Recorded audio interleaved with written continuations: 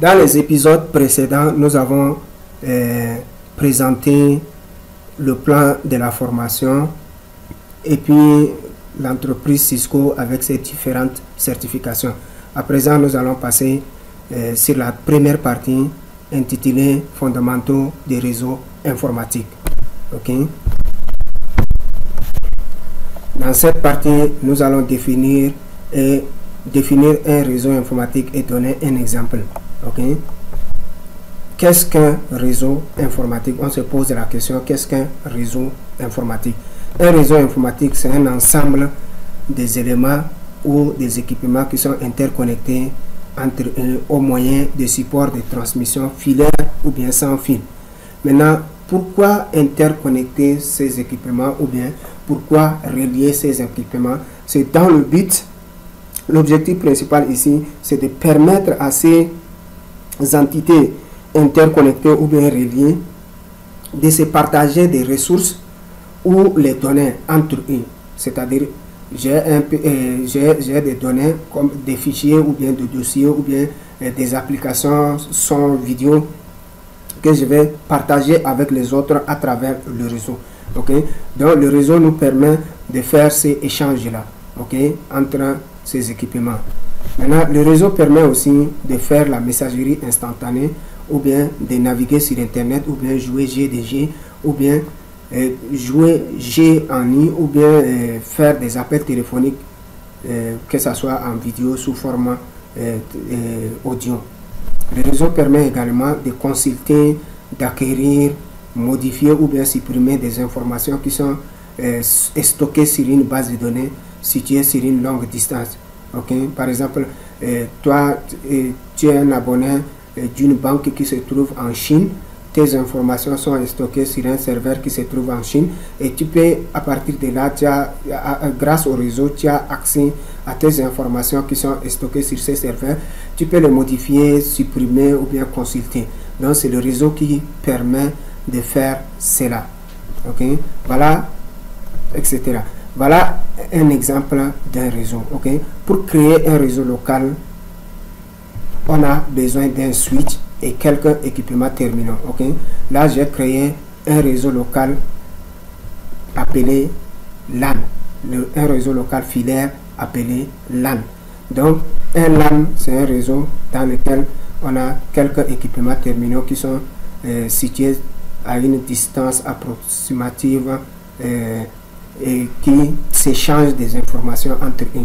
Ok, mais ils utilisent les câbles comme support de transmission.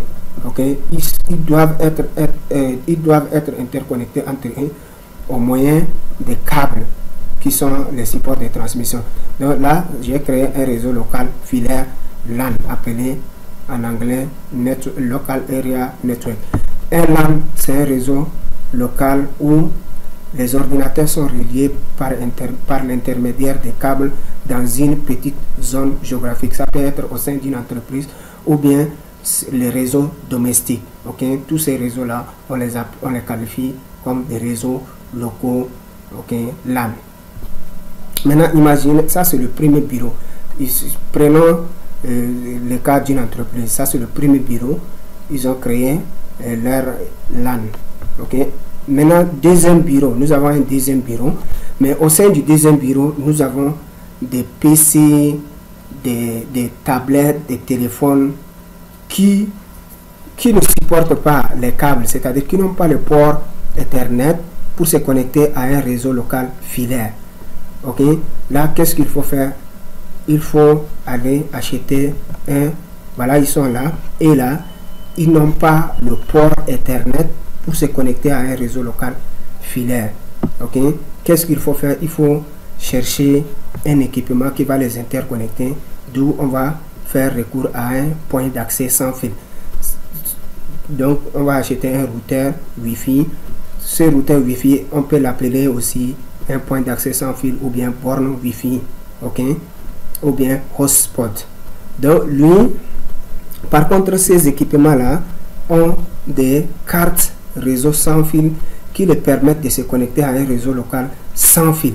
Ok, là j'ai créé un réseau local sans fil appelé WLAN, WLAN, ok. WLAN, ça veut dire Wireless Local Area Network. C'est un réseau local sans fil qui permet de relier entre les terminaux présents dans une zone de couverture. Dans la zone de couverture ici, c'est tout ça là, ok. La zone de couverture, c'est tout ça. Donc là, j'ai créé un réseau local sans fil qu'on appelle WLAN. Ok, pour créer un réseau local sans fil, on a besoin d'un point d'accès sans fil. Ça peut être une antenne Wi-Fi ou bien un routeur Wi-Fi ou bien un modem. Même votre téléphone peut être un point d'accès sans fil. Ok, là, maintenant, il faut supposer, j'aimerais faire communiquer ceux qui sont dans le WLAN avec ceux d'ici. Ok, supposez ça, c'est le DG qui se trouve dans ce bureau et il est connecté à notre réseau sans fil. Maintenant, il a besoin de consulter certaines informations nécessaires qui sont stockées sur ce serveur, ou bien il a besoin aussi d'imprimer des fichiers sur cette imprimante. Maintenant, qu'est-ce qu'il faut faire? Il faut prendre un câble et relier le réseau local sans fil avec le réseau local filaire. Là, il y a une interconnexion entre tous ces éléments-là. Ils peuvent facilement se partager les ressources, ok, en interne. Pour ce genre de réseau, on n'a pas besoin de la connexion Internet pour échanger les données. C'est bon. Là, ils peuvent s'échanger les données sans problème. Il faut seulement configurer les adresses IP et c'est tout. Ok, nous allons voir les IP après. Maintenant, si l'entreprise désire, ok, d'avoir accès sur Internet, peut-être permettre les employés de naviguer sur Internet et autres services. Ok, là, l'entreprise va acheter un routeur et venir connecter à son réseau local filaire et le routeur aura une sortie Internet. Ok, là, tout ça c'est le fournisseur d'accès Internet. Ok, le fournisseur d'accès Internet ou bien Internet. Le fournisseur d'accès Internet, c'est celui qui vend la connexion Internet. Ok, ça, il y a les fournisseurs d'accès Internet mobile. Par exemple, comme chez moi au Tchad, on a Airtel et Tigo et les fournisseurs d'accès Internet simple. Et ils vendent seulement la connexion Internet. Ok, mais par contre, les mobiles font aussi la voix, la téléphonie, quoi, la téléphonie sur voix. Ok, là l'entreprise a une sortie Internet et tout ça, ça permet à tous ceux qui sont là non seulement de s'échanger les informations entre eux, mais également avoir accès à Internet et naviguer ou bien émettre des appels ou bien envoyer des mails et autres. Ok, là ce type, le réseau créé à partir de ton routeur jusqu'au fournisseur d'accès Internet, ok, est appelé le WAN, ok, Wide Area Network. Ok, ce type de réseau permet d'interconnecter plusieurs réseaux locaux entre eux à l'échelle d'une planète, d'un pays, d'une région ou d'une ville. Donc le WAN est représenté par Internet, le réseau public. Le réseau public, c'est ça qui interconnecte plusieurs LAN que nous avons créés. Ça, c'est notre LAN. Une autre entreprise aussi aura son LAN et autres, ainsi de suite. Donc, toutes ces entreprises sont interconnectées par intermédiaire d'Internet. Donc, c'est ça. Maintenant, je vais faire un petit résumé. Un réseau informatique, c'est l'ensemble de tous ces éléments-là qui sont interconnectés entre eux, soit au moyen de supports de transmission filaire, par exemple le cas de C-là, ou sans fil, le cas de C-là. Ok, dans le but de permettre à tous ceux qui sont là de se partager les informations. Ok, l'information ici, ça peut être une communication ou bien ça peut être des fichiers et autres. Ok, voilà en gros la définition d'un réseau informatique. Maintenant, voilà un exemple d'un réseau informatique conçu sous paquet ça. Là, ne vous inquiétez pas, on va voir ça après. c'est juste un aperçu, mais nous allons après configurer, mettre en place ensemble. Ok. Voilà. Maintenant, nous allons voir les composants d'un réseau informatique et leur fonctionnement. C'est-à-dire quand on veut créer, quand on veut installer un réseau informatique, implémenter ou bien mettre en place un réseau informatique, on a besoin d'un certain nombre de composants. Ok, c'est ces composants-là qu'on va voir et les définir. Définir et voir leur fonctionnement dans les réseaux. Ok. Voilà. Pour créer ou mettre en place un réseau informatique, nous avons besoin des composants suivants. Nous avons besoin des équipements terminaux ou finaux. Ou bien on peut aussi les appeler les stations terminales. Ok, ou bien des stations finales. Maintenant, nous avons besoin aussi des équipements réseau. Ok, nous avons besoin des cartes réseau, appelées en anglais Network Interface Card, parce que supposez tout à l'heure nous avons vu le bureau où se trouve le DG, tous les équipements qui sont là-bas ne supportent pas le réseau local filaire. Du coup, là, qu'est-ce qu'il faut faire? Quelle solution il faut adopter pour ce genre de cas? Ok, là, on a besoin des cartes réseau extérieures. Ok. Maintenant, nous avons besoin aussi de supports de transmission ou appelés aussi les médias. Les médias ici ne réfèrent pas aux médias dont vous connaissez de la télévision. Non, les médias ici, ce sont les câbles. Ok. Maintenant, nous avons besoin aussi des normes et des protocoles. Il y a plusieurs normes et protocoles au sein d'un seul réseau d'une entreprise. Ok, on peut avoir plusieurs normes qui sont configurées là-bas, plusieurs protocoles, etc. Maintenant, les équipements terminaux ou finaux. Ok, en anglais, on appelle end devices ou bien end users. On peut aussi les appeler les utilisateurs finaux ou les utilisateurs terminaux.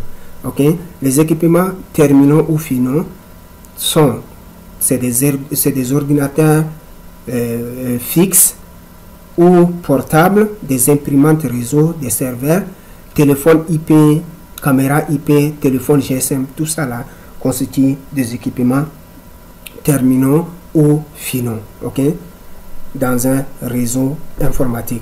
Maintenant, ils sont utilisés comme l'émetteur, c'est-à-dire la source, ou récepteur, c'est-à-dire la destination dans un réseau informatique. C'est-à-dire, dans un réseau informatique, ceux qui s'échangent les données entre eux, ce sont les équipements terminaux. Ok? Et non d'autres choses. Ce sont les équipements terminaux qui s'échangent les données entre eux, qui se communiquent entre eux. Ok? Et bien que derrière ces équipements terminaux se trouvent des humains comme nous. Ok, c'est eux qui se communiquent et se partagent des ressources mises en disponibilité dans le réseau. Ok, maintenant nous allons voir voilà quelques images des équipements terminaux. Nous avons les ordinateurs, que ce soit portables ou bien fixes. Nous avons les serveurs, imprimantes, téléphone IP, téléphone simple, caméra IP. Ok, tout ça là constitue les équipements terminaux. Voilà, maintenant les équipements réseau. Les équipements réseau, et dans un réseau informatique, ils permettent d'interconnecter, c'est-à-dire de relier les équipements terminaux entre eux. Parce que les équipements terminaux ne peuvent pas s'échanger les données sans être reliés par un équipement terminal, par intermédiaire. Ok, les équipements terminaux, j'ai dit équipements terminaux, les équipements réseau. Ok, donc les équipements terminaux ne peuvent pas échanger les données sans qu'ils soient connectés à un équipement réseau.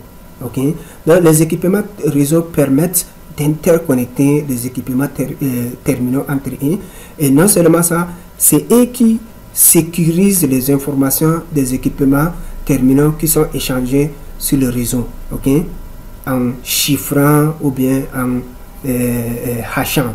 Ok, c'est eux qui sont aussi utilisés comme les boucliers contre les menaces informatiques. Ça peut être une menace interne ou bien une menace externe. C'est-à-dire, une menace externe, c'est celui qui lance des attaques en dehors de ton réseau. Par contre, une menace interne, elles sont beaucoup plus opérées par des individus qui ont un accès à votre réseau, qui ont un accès légitime dans votre réseau. C'est eux qui lancent ces attaques-là. Maintenant, les équipements réseau sont les commutateurs, les points d'accès sans fil, le routeur, le pare-feu, etc. Tous ces équipements-là sont des équipements réseau. Ok?